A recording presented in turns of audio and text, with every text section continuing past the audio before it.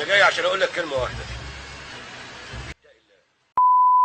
بص يا سيدي، في تاريخ الدراما بحالها مفيش شخصية عملت نوش وإثارة جدل وخلت المجتمع ينقسم على بعضه قد شخصية الحاج متولي. جمعيات نسائية طلعت تندد بالمسلسل وتقول إنه إهانة للمرأة، والنقاد وجزء كبير من الجمهور هاجم شخصية الحاج متولي وقالوا عليه وصولي وانتهازي وعابد لنزواته. طب تعالى كده ناخد كل وجهات النظر دي ونناقشها بالعقل. هل الحاج متولي فعلا كان شيطان متجسد وزير نساء وبيستغل كل حاجة لمصلحته، ولا الراجل كان تاجر شاطر وبيعرف بطريقته ولسانه الحلو يكسب أي صفقة سواء في القماش او في الجنس اللطيف؟ طب يا ترى كان شخص عملي وفاهم الحياه صح، ولا كان انسان متصابي وغير مسؤول وحبه للسيطره والتحكم خلاه يظلم حتى اقرب الناس ليه؟ واحد هيقول لي ثواني بس يا باشا، اهدى علينا كده، ايه الدخله دي يا عم؟ الراجل ما عملش حاجه غلط ولا حرام، الراجل مشي بالشرع وكان بيعدل بين زوجاته وبيدي لكل واحده حقها تالت ومتلت. اما بقى لو قصدك انه كان ممكن يكون ظلم ابنه شويه يعني، او لما كبر شويه كان بيجري ورا البنات اللي قد عياله، فده عادي يعني، سقطه، ايه المشكله؟ هتخلصوا على الراجل يعني؟ هقول لك يا عم اهدى عليا، احنا هنروح من بعض فين؟ روح كده جهز فنجان قهوه متكلف وفضي لنفسك ربعايه وتعالى بقى ندردش في الموضوع ده.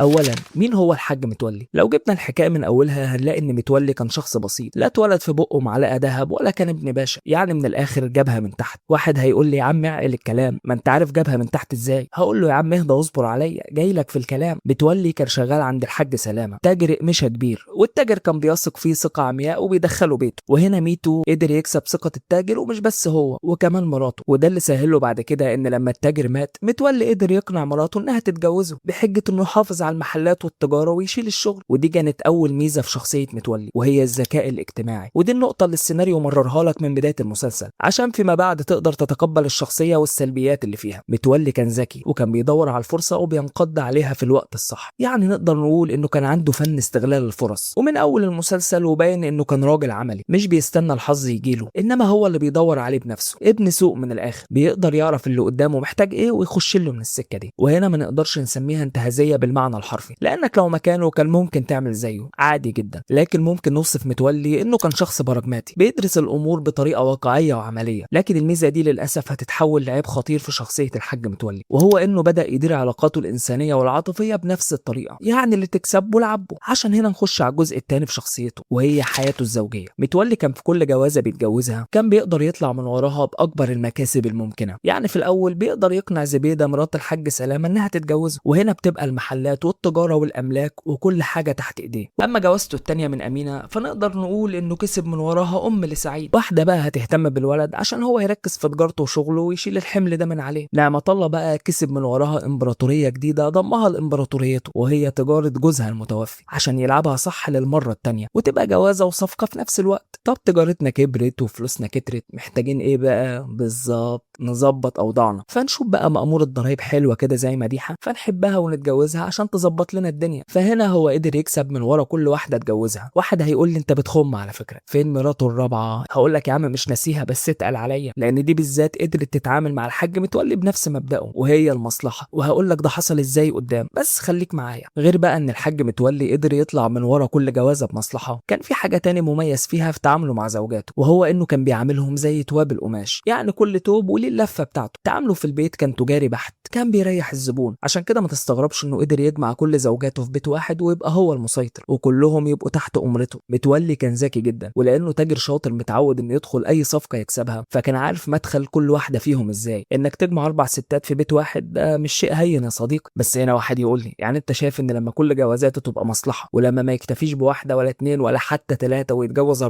انت شايف ده صح يعني؟ انت مريض يالا، انت توكسيك. هقول له شفت انت مش صابر عليا ازاي؟ بص يا صديقي، تعال نحلل الامور مع بعض. هل الحاج متولي كان شخص وصولي وعايش على عرق الستات؟ ونبدا بالنقطه الاخيره. ما نقدرش هنا نجزم انه كان فعلا عايش على عرق الستات بالمعنى الحرفي. هو اي نعم ورث تجاره الحاج سلامه وورث تجاره جوز نعمه الله المتوفي. هتقول لي طب ما كده كان عايش على عرقهم يا اسطى، انت بتقول ايه؟ بص مش هختلف معاك قوي في النقطه دي، بس في نفس الوقت ما ننكرش انه اشتغل على التجاره وكبرها وتحول لاكبر تاجر قماش في مصر. فهنا ممكن نقول انها معادله ليها طرفين، يعني هما الاساس والبذره وهو الاداره والذكاء. طب يا سيدي ما اختلفناش، كل ده ما يمنعش انه كان راجل مصلحجي ووصولي، واهم حاجه عنده عنده نفسه. تقدر تثبت عكس كده؟ هقول لك برضو مش مختلف معاك، بس الاول نعرف يعني ايه وصولي. الوصولي هو الشخص اللي بيستخدم اي حاجه في سبيل انه يوصل لمصلحته، حتى لو الجن الازرق نفسه. ما ننكرش ان شخصيه الحاج متولي كان فيها جزء وصولي، وخصوصا في بداياته. عارف بشكل ما يدخل حياه الراجل اللي كان بيشتغل معاه، ولما بيموت بيتجوز ارملته، وفي يوم وليله بيبقى مسؤول عن ثروه وتجاره. لكن هنا انا عايزك تحط نفسك مكانه. هل لو انت اتعرضت عليك نفس الفرصه يا ترى هتستغلها ولا لا؟ وهنا انا بتكلم بلسان متولي نفسه. متولي بيقدر يحول الفرصه لمكسب شخصي. فعشان نلخص النقطه دي، الحاج متولي كان شخص براجماتي من الدرجه الاولى. اركن لي يا باشا العواطف على جنب. بيفكر بدماغ التاجر اللي لازم يخش اي صفقه يربحها، ومش بس كده، ده كمان هيريح الزبون على الاخر. الكلام ده ممكن ينجح بس مش مع كل الناس. واحد هيقول لي بس عشان انت شكلك كده عامل فيديو مخصوص عشان تدافع عن شخص زي ده كل تفكيره في الستات. هقول لك الله ينور عليك. تعال بقى نخش على نقاط ضعف الحاج متولي. بص يا صديقي، كل واحد فينا مهما وصل لدرجات عاليه من الغنى او المكانه بيبقى عنده نقاط ضعف في شخصيته، والنساء كانوا نقطه الضعف الاولى عند الحاج متولي. وهنا تيجي المشكله. من اكتر الحاجات اللي المسلسل ده اتهاجم عليها لما نزل او حتى لحد النهارده هو انه اظهر النساء كسلعه تباع وتشترى. الست في المسلسل كان كل دورها انها تؤمر فتطيع، ملهاش لا راي ولا تاثير. وده كان باين جدا في الطريقه اللي كان الحاج متولي بيتعامل بيها مع مراتاته، رغم انه كان بيعدل ما بينهم وما كانش مخلي اي واحده فيهم محتاجه حاجه لا هي ولا عيالها، انما في الاخر كلمته هي اللي بتمشي بدون نقاش. وده اظهر الست في المسلسل انها ملهاش دور، وخلى المجتمع النسائي كله يهيج على الحاج متولي واتهموه بمحاوله فرض ثقافه السيطره الذكوريه في المجتمع. وببساطه بيبان ده في عدم معارضه اي زوجه من الثلاثه للجوازه اللي بتبقى بعدها. ممكن يزعلوا يتقمصوا وكده برضه يا حاج، لكن في الاخر بيعمل اللي في دماغه. مفيش واحده فيهم مثلا قالت له انا يا هي، او انا مش قاعده لك فيها وورقتي توصل لي لحد عندي. فهنا كانت مشكله المجتمع مع الستات في المسلسل، انهم كانوا بيتقبلوا اي قرار بكل سهوله وبدون اعتراض. فهنا متولي كان الايجو، وهم ظهروا بدون شخصيات تقريبا. اما الحاج متولي ونهمه للستات فدي كانت اكبر معضله في حياته، وكانت هي السبب تقريبا في معظم المشاكل والقرارات التخبطيه اللي هو خدها. بس الحاج متولي ونهمه ناحيه الجنس الاخر ما كانش هدفه الشهوه، انما كان عنده هوس ان الست تبقى هي اللي محتاجاه. نهمه كان مرتبط اكتر بحب السيطره، وده ياخدنا للسلبيه الثانيه في شخصيته. الحاج متولي كان ماشي بمبدا انا هوفر لكم كل حاجه عايزينها، بس في نفس الوقت كل حاجه تمشي بمزاجي. يعني لو شفنا علاقته بابنه سعيد هنلاقيها علاقه توكسيك ومنيله ب60 نيله. يمكن علاقه عبد الغفور بعبد الوهاب كانت احسن من كده شويه، على الاقل كان سايب له مساحته. انما سعيد بقى ابوه كان طبق على نفسه في كل حاجه، وكان بيتدخل في ادق تفاصيله. يعني بيرفض يخليه يكمل تعليمه بحجه ان الشهاده ملهاش لازمه في الزمن ده، وبيشيله هم الشغل بدري ومش بيخليه يعيش شبابه زي اللي في سنه. حتى الواد يا عيني يوم ما بيحب واحده ابوه المتصابي بيحلق شنبه ويزرع شعره وبيروح يحب نفس البنت، ولما بيعرف ان ابنه بيحبها بكل جبروت بيحرمه منها وبيجوزه واحده تانية غصب عنه. انا مش عارف الواد سعيد ده ازاي ما طلعش توكسيك او معقد، ده انت جبل يا اخي. بس انت فاكر ان اللي عمله متولي ده في ابنه ما كانش واقعي؟ الله يرحمه نور الشريف لما اتسال عن المسلسل وان في ناس كتير بتهاجمه قال لهم ان شخصيه متولي هي نموذج واقعي موجود في المجتمع، ودي فعلا حقيقه. في اباء كتير كانوا بيتدخلوا في مصائر اولادهم، وكان بيبقى مطلوب من الاولاد انهم يقولوا حاضر ونعم بدون نقاش، وده تربويا مش صح، لان المفروض هما الاثنين كانوا يوصلوا لنقطه تلاقي. انما الحاج متولي عدى ده بمراحل، لان حب السيطره اللي جواه كان بيحركه، وما تعرفش السبب ده. يمكن عشان كان فقير زمان ولما غني قرر ان يكون ده مبدأه عشان يقدر يثبت تجارته، او ممكن لانه مسؤول عن كذا بيت واسره فقرر يكون مسيطر حبتين عشان الدنيا ما تفكش منه. برضه ما تفهمش، بس في الاخر هو بسبب حبه للسيطره والتحكم ظلم ناس كتير حتى اقرب الناس ليه. كمان سلبيه ثالثه في شخصيه الحاج متولي وهي الانا. متولي كان عنده انانيه مفرطه، يعني كان بيبص لمصلحته هو الاول قبل اي حاجه، وده بان جدا في موضوع سميره البنت اللي ابنه كان بيحبها. ورغم ان سعيد ما كانش يعرف الموضوع الا ان برضه متولي فضل انه ينتصر لنفسه والكبرياء على حساب سعاده ابنه، وده طبعا لان البنت رفضته. كمان لما كان بيشوف اي واحده تعجبه ما كانش مثلا بيفكر في مراته اللي في البيت او عياله او صورته كتاجر كبير، لا هي اول حاجه بيفكر فيها هي نفسه، سعادته هو وبس. اما الباقيين بقى ما يتحرقوا عادي طالما مش مقصر معاهم وبديهم حقوقهم خلاص. مين بقى اللي لعب نفس اللعبه دي مع الحاج متولي؟ بالظبط مراته الرابعه ألفت. ألفت هي الزوجه الوحيده اللي شافت الحاج متولي عباره عن صفقه وقررت تمشي معاه بنفس مبدأه. ألفت ما كانتش باصه للحاج متولي كحبيب او زوج، هي كانت شايفاه شنطه فلوس ماشيه على الارض، فقررت تعمل معاه ديل. انا هديك اللي انت عايزه، زوجه صغيره وجميله ترجع لك شبابك وتشبع كبريائك اللي سميره كسرته، لكن في المقابل انا هستفيد من فلوسك انا واهلي. فهتبقى الجوازه عباره عن صفقه. وجوازه ألفت دي بالذات كانت اكبر درس فهو الحاج متولي في الاخر، وعرفوا ان الجواز مش مجرد صفقه هو بيعملها او واحده بيشتريها بفلوسه. الجواز مشاركه وعطاء، ولازم يكون مبني على اسس سليمه، مش مجرد اننا نشبع رغباتنا وخلاص. وخلاص. ولو تلاحظ ده الدرس اللي متولي حاول يعلمه لسعيد ابنه في الاخر عشان ما يغلطش غلطته، وبيقول له ساعتها يا ابني كفايه عليك واحده وما تكررش غلطتي. مع انه يقال ان المشهد ده فرضته الرقابه عشان يحاولوا يحدوا من الظاهره دي وقتها، لان عدد المواليد ساعتها كان بيتزايد بشكل مرعب. طب يا سيدي يعني في الاخر الحاج متولي ده طلع ايه بالظبط؟ هقول لك هو كان زيه زي اي انسان، شخصيته فيها ايجابيات وسلبيات، لكن لو هندور على وصف دقيق يوصف شخصيه الحاج متولي ممكن نقول انه شخص بيعرف من اين تؤكل الكتف. بس المشكله ان احيانا كان بياكل الكتف والدراع وممكن يخش على الرقبه، بس يمكن ده سر عبقريه الشخصيه. انت مش قادر تحبه بس مش عارف تكرهه. هو لا ملاك ولا شيطان، انما كان انسان عنده من الذكاء ما يكفي انه يكسب، وعنده من المبررات ما يكفي انه يحول اي عيب عنده لمكسب. انت بقى يا معلم قول لي شايف شخصيه الحاج متولي ازاي؟ ما تنساش بقى تكتب لي رايك في الحلقه. اشوفك على خير يا صاحبي،